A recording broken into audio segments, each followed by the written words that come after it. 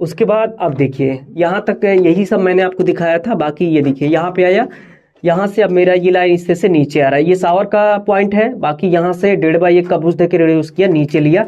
अब देखिए डायोटर वाले एरिया के लिए आ रहा है मेरा टी दिया, टी देके इसको मैं यहाँ पे देख सकते हैं इधर लिया, एक एल्बो दिया, फिर इसको मैं नीचे लिया, यहाँ पे देखिए टी दिया, टी देके इसको मैं आगे ले लिया। देखिए यहाँ से शुरू में जो मैं आपको दिखाया था ओटीएस पॉइंट वगैरह यहीं से गया हुआ था, ठीक है, रिवर्स जो बताया था। टी दिया, उसके बाद 1x1/2 का ब्रास एल्बो दिया। यहाँ पे पॉइंट उल्टा हुआ है लेकिन इससे कोई विशेष प्रभाव नहीं पड़ेगा, लेकिन तरीका इसका ये है, राइट में कोल्ड आएगा, लेफ्ट में हमेशा हॉट वाटर आता है। लेकिन अभी क्या, अभी पॉइंट उल्टा हो गया, लेफ्ट में कोल्ड चला गया, राइट में हॉट आ गया, कनेक्शन पाइप क्रॉस होगा, कैंची बनेगा, ठीक है। देखिए यहाँ पे दे दिया, ये वॉश बेसिन का पॉइंट है। इसका जो मिनिमम हाइट है ना, किसी भी तरह का वॉश बेसिन आप लगाइए, मिनिमम जो हाइट है आप 22 इंच रखेंगे, मैक्सिमम इसका जो हाइट होता है वो आप 24 इंच रखेंगे, क्योंकि 29 इंच पे आपका टेबल टॉप फिट होता है। अगर टेबल टॉप लगा रहे हैं तो उतना एरिया खाली छोड़ना है ताकि जो है पाइप वगैरह कटने ना पाए। बाकी नीचे वाला ये जो लाइन आप देख रहे हैं ये मेरा फ्रेश वाटर मोटर वाला है। ये 3-4 का जो लाइन है ये हॉट वाटर लाइन है, गीजर से सप्लाई लाइन आ रहा है, ठीक है। देखिए यहाँ से घूमता हुआ आप देख सकते हैं ना, देखिए यहाँ से घूमता हुआ इस तरह से आया, टी देके इसको मैं यहाँ पे डाइवर्टर में कनेक्ट किया। बाकी ये वाला लाइन यहाँ से आप देख रहे हैं ये कोल्ड वाटर वाला इधर घूम के जा रहा है वॉश बेसिन के लिए। अब देखिए यहाँ पे डाइवर्टर के बारे में मैं आपको बताऊंगा। ये जो डाइवर्टर है ना, यहाँ पे प्लम्बर जो है ये कंप्लेन करते हैं ना कि ये जो डाइवर्टर ये उल्टा लगा हुआ है, ठीक है। तो इसके बारे में आप समझिए। देखिए ये जो डाइवर्टर है यहाँ पे ये उल्टा नहीं लगा है, ये बिल्कुल सही डायरेक्शन में लगा हुआ है। देखिए डाइवर्टर जो है यहाँ पे कई तरह का आता है। इसमें जो ये डाइवर्टर है ना 2 तरह का अभी आता है। एक तो होता है 2 इनलेट 2 आउटलेट, लेकिन ये क्या है, ये है 3 इनलेट 2 आउटलेट, मतलब इसमें 3 पानी जा रहा है, 2 जगह से आउट हो रहा है। और जबकि जो 2 इनलेट 2 आउटलेट का डाइवर्टर होता है उसमें 2 पानी इन होता है और 2 जगह से वो आउटलेट होता है, ठीक है। 3 इनलेट क्या है, 2 आउटलेट क्या है, ये समझिए पहले। देखिए 3 इनलेट में मेरा यहाँ पे पहला इनलेट हो गया ऊपर से आ रहा है इस तरह से, देखिए 45 लग के यहाँ पे कनेक्ट किया कोल्ड वाटर। दूसरा इनलेट मेरा लेफ्ट साइड से आ रहा है हॉट वाटर। तीसरा इनलेट मेरा यहाँ पे राइट से आ रहा है, देखिए यहाँ पे ये मेरा फ्रेश वाटर मोटर वाला। तो 3 पानी इन हो रहा है, मतलब 3 पानी इसके अंदर जा रहा है, बाकी 2 जगह से निकल रहा है, आउटलेट इसका 2 जगह से बन रहा है। पहला तो ये शावर हो गया, ठीक है, बाकी दूसरा ये स्पाउट हो गया, ठीक है। तो ये जो डाइवर्टर है बिल्कुल सही लगा है, इसका जो नेम है वो 3 इनलेट 2 आउटलेट डाइवर्टर है, इसमें 3 पानी जा रहा है। तो होता क्या है, कस्टमर को ये लगता है ना, प्लम्बर को, कि ये जो डाइवर्टर है यहाँ पे ये उल्टा लगा है, क्योंकि 2 इनलेट में ये शावर का नॉब ऊपर चला जाता है, 3 इनलेट में ये शावर का नॉब नीचे होता है। यही चीज़ वो देख के कहते हैं कि ये डाइवर्टर उल्टा लगा है, जबकि ऐसा नहीं होता है। आपको ये कनेक्टर गिनना चाहिए कि कौन कौन सा पाइप यहाँ पे आके कनेक्ट हो रहा है। अब इसमें टोटल 5 कनेक्टर है, उसमें टोटल 4 कनेक्टर होते हैं। ये चीज़ें आपको कनेक्टर पहले गिनना चाहिए, 1 2 3 4 5। इसमें 3 इन हो रहा है, ये कोल्ड वाटर टैंक वाला, यहाँ पे लेफ्ट से आ रहा है हॉट वाटर, राइट से आ रहा है फ्रेश वाटर मोटर वाला, 3 इन हो गया, 2 आउटलेट बन रहा है। पहला यहाँ पे शावर, दूसरा यहाँ पे स्पाउट। तो यही तरीका है ये जैगुआर 3 इनलेट 2 आउटलेट डाइवर्टर को इंस्टॉल करने का। यहाँ पे कनेक्शन भी आपने समझ लिया कि कौन सा लाइन कहाँ पे आके कनेक्ट होगा। देख लिया आपने, ऊपर से आ रहा है ये कोल्ड वाटर। अब यहीं पे आप एक कंफ्यूजन होता है नए प्लम्बर के साथ में, वो मैं आपको दिखाता हूँ। देखिए यहाँ पे ये जो है ना, ये जो एक कनेक्टर आप देख रहे हैं इस साइड, एक ही कनेक्टर पे यहाँ पे टी लिखा हुआ है, देखिए। और यहाँ पे इस साइड आप देख रहे हैं इधर भी सी लिखा है, ठीक है। यहाँ पे सी लिखा है, यहाँ पे टी लिखा है, फिर इसी कनेक्टर पे जहाँ पे टी लिखा है इस साइड सी लिखा हुआ है। तो ये जो नए प्लम्बर होते हैं ना, देखिए यहाँ भी सी लिखा हुआ है, तो कंफ्यूज हो जाते हैं, किसी का मतलब कोल्ड, कोल्ड कहाँ पे आएगा, कोल्ड वाला मतलब टैंक वाला मैं इसमें डालूँ या फिर इसमें डालूँ, यहाँ भी सी है यहाँ भी सी है, लेकिन यहाँ पे फिर टी भी दिया हुआ है, तो इसका मतलब क्या हुआ, देखिए समझिए। जहाँ पे टी दिया है, टी का मतलब टैंक हो गया और सी का मतलब कोल्ड हो गया, यानी कि टैंक वाला जो कोल्ड वाटर है वो आपका इसमें आएगा, जो कि आप देख सकते हैं यहाँ पे ला के मैं कनेक्ट किया हूँ। टैंक वाला कोल्ड वाटर यहाँ पे आएगा, टी का मतलब टैंक और सी का मतलब कोल्ड, टंकी वाला कोल्ड वाटर इसमें कनेक्ट होगा। और जहाँ पे जिस साइड सिर्फ सी लिखा है वहाँ पे मतलब उसका हो गया जैगुआर के डाइवर्टर में cold water fresh water motor वाला, मतलब मोटर वाला लाइन जो है यहाँ पे आके कनेक्ट होगा, जो कि आप देख सकते हैं कनेक्ट है।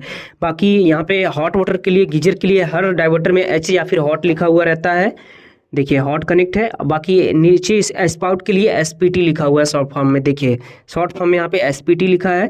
बाकी शावर के लिए शॉर्ट फॉर्म में यहाँ पे एसएचआर लिखा रहेगा, एसएचआर का मतलब शावर होता है, ठीक है। तो इसी तरह से यहाँ पे आपको ये जो डाइवर्टर है इसका आपको कनेक्शन करना है। अब देखिए यहाँ पे मैं आपको बताता हूँ इसका जो हाइट है वगैरह है क्या रखना है।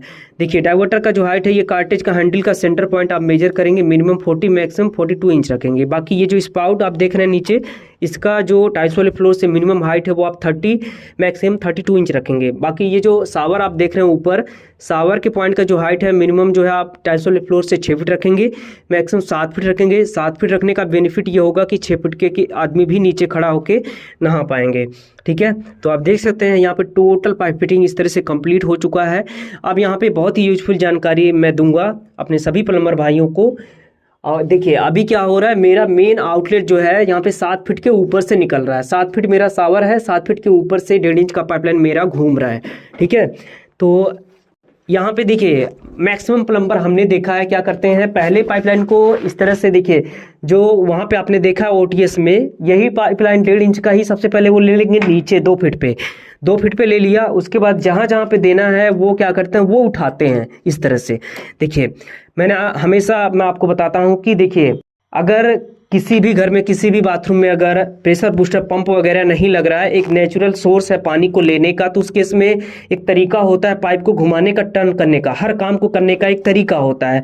और ऐसे में अगर जो है आप रूल को फॉलो नहीं करेंगे तो वो बाद में प्रॉब्लम आएगा। जैसा कि आप जान रहे हैं पानी मेरा ऊपर से नीचे आ रहा है, ना कि नीचे से ऊपर जा रहा है। तो पहले पानी को लिया ऊपर से नीचे और फिर नीचे से ऊपर उठाएंगे। तो नीचे से जब ऊपर आप उठाते हैं तो प्रेशर उस केस में डिक्रीज हो जाता है, कम हो जाता है। उठाने का भी तरीका होता है कि कैसे उठाएंगे, अभी मैं आपको बता दे रहा हूं, जैसे यहाँ पे शावर उठाया गया है। ठीक है, आगे आप देखिए इसके बारे में समझिए कि कौन प्लम्बर जो है नीचे से पाइपलाइन को लेके जाते हैं और क्यों ले जाते हैं, उनका क्या फायदा होता है, उनका क्या नुकसान होता है, या फिर क्लाइंट का क्या नुकसान होता है, समझिए। देखिए इसमें क्लाइंट का कोई भी फायदा नहीं होता है, क्लाइंट का 4 तरीके से नुकसान होता है, प्लम्बर का इसमें बस कुछ फायदा होता है जिसकी वजह से वो अपना मेन पाइपलाइन को नीचे से लेके जाते हैं, बाकी बाद में जहाँ जहाँ पे पॉइंट देना है उठा देते हैं। जैसे देखिए फॉर एग्जांपल आप समझिए, यहाँ पे मुझे डाइवर्टर देना है तो पाइपलाइन को मैं ऊपर से लेके ले आया, इस तरह से नीचे यहाँ पे कनेक्ट कर दिया। ठीक है, खत्म हो गया। लेकिन अब जैसे डाइवर्टर मुझे यहाँ पे ले आना है, लगाना है, तो पहले क्या करेंगे, पाइपलाइन को लेके जाएंगे नीचे। जैसे देखिए यहाँ पे, यहाँ से इसकी दूरी कितनी हो गई, लगभग 2.5 फीट, 2.5 फीट गया नीचे। फिर यहाँ पे मुझे बैक लाके इस तरह से उठाएंगे, 2.5 5 फीट हो गया। फिर यहाँ पे टैप देना, यहाँ उठाएंगे, यहाँ पे टैप देना, यहाँ पे उठाएंगे। तो उस केस में उनका जो पाइप होता है कस्टमर का एक्स्ट्रा लगता है। और इसके अलावा प्लम्बर पाइपलाइन को नीचे इसलिए लेके जाते हैं क्योंकि आप देखिए यहाँ पे आपके सामने दिख रहा है, ऊपर से पाइपलाइन ले जाने में बहुत ज़्यादा समय लगता है, मेहनत लगता है। यहाँ पे देखिए, यहाँ पे एक आदमी लेडर के ऊपर होगा, कटिंग करेगा, चिपिंग करेगा, कम से कम 3 बंदे होने चाहिए उसके पास, तब जो है यहाँ पे इस तरह का फिटिंग हो पाता है।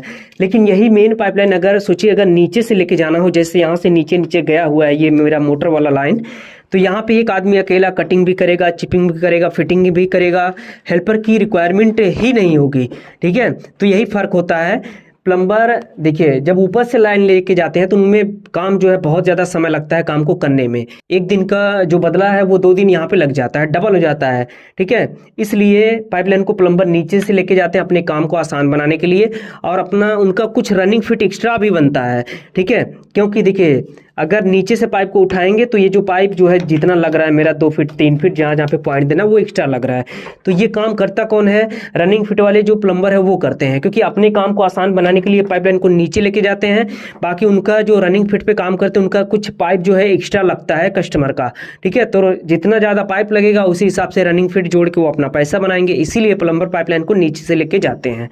बाकी कस्टमर का 4 तरीके का नुकसान है इसमें। सबसे पहला तो ये कि उनका प्रेशर ड्रॉप हो गया, वाटर डिस्चार्ज, वाटर फ्लो कम मिलेगा। ठीक है, बाकी उनका पाइप एक्स्ट्रा लग रहा है, फिटिंग एक्स्ट्रा लग रहा है, सोल्यूशन एक्स्ट्रा लग रहा है, प्लम्बर को पैसे दे रहे हैं वो सब एक्स्ट्रा लग रहा है। मतलब कस्टमर का चारों तरफ से नुकसान है, प्लम्बर का इसमें बस कुछ थोड़ा सा फायदा हो रहा है। अगर रनिंग फिट पे काम वो ले रहे हैं, गलत तरीके से पाइप को टर्न कर रहे हैं, तो जिस घर में 240 फीट लग रहा है तो होता ही है कि 280 270 फीट 30-40 फीट एक्स्ट्रा वो ठोक देते हैं। तो ये तरीका गलत है। मैं यहाँ पे प्लम्बर को भी कहना चाहूँगा कि प्लम्बिंग रूल को फॉलो कीजिए। आपको एक दिन काम नहीं करना है, पूरी जीवन काम करना है। ठीक है, एज ए करियर अगर आपको लेके चलना है तो फिर आपका जो है एक ब्रांड वैल्यू होना चाहिए। तो ब्रांड वैल्यू प्लम्बर का तभी बनेगा जब जो है आप एक सही तरीके से काम करेंगे, किसी भी ब्रांड को आप चुनेंगे। अब इस मास्टर बाथरूम का पूरा पाइप फिटिंग कंप्लीट हो गया है, यहाँ पे सब कुछ मैंने एक्सप्लेन किया। बाकी यहाँ से अब ये जो है मेरा जा रहा है दूसरे वाले बाथरूम में।